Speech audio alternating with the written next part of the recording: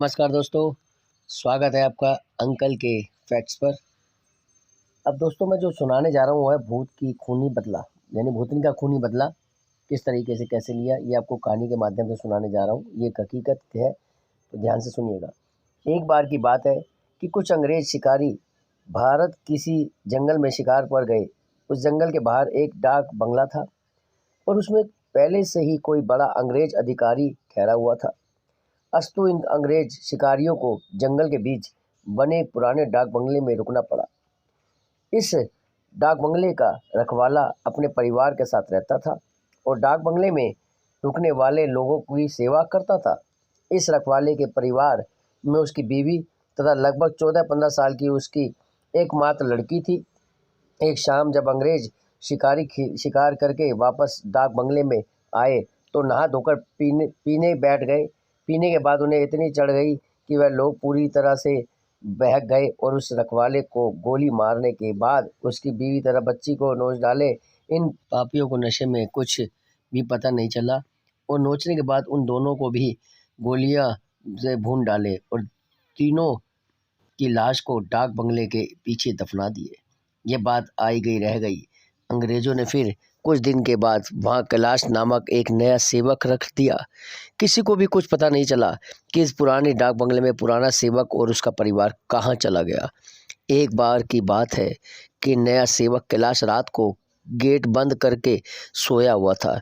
तभी अचानक उसकी नींद खुल गई क्योंकि उसे लगा कि दरवाजे पर कोई भी रो रहा है।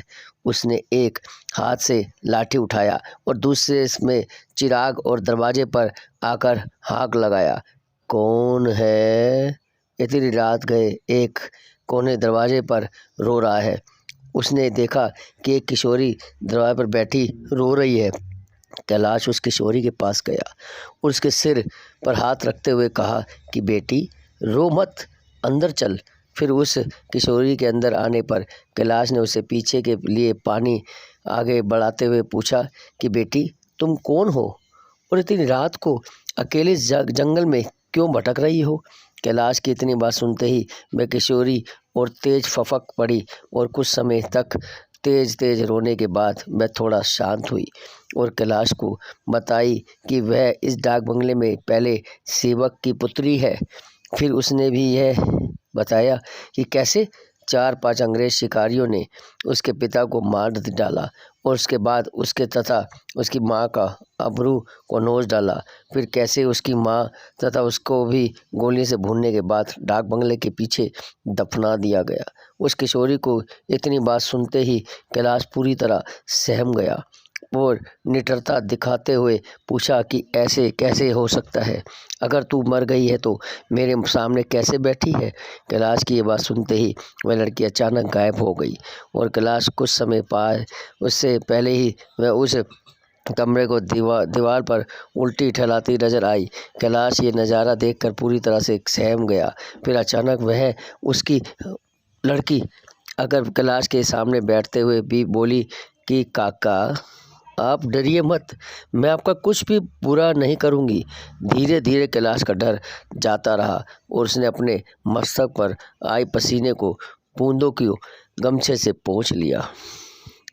अब वो लड़की का क्या करेगी? अब वो लड़की क्या करेगी? क्या कैलाश उस लड़की की मदद करेगा? तो दोस्तों ये मैं अब आपको अगले पार्ट में बताऊंगा। तो अब आपको क्या करना है, मेरे चैनल को सब्सक्राइब करना है और ज़्यादा से ज़्यादा लाइक करना है और मेरे अगले पार्ट का आप इंतज़ार करें।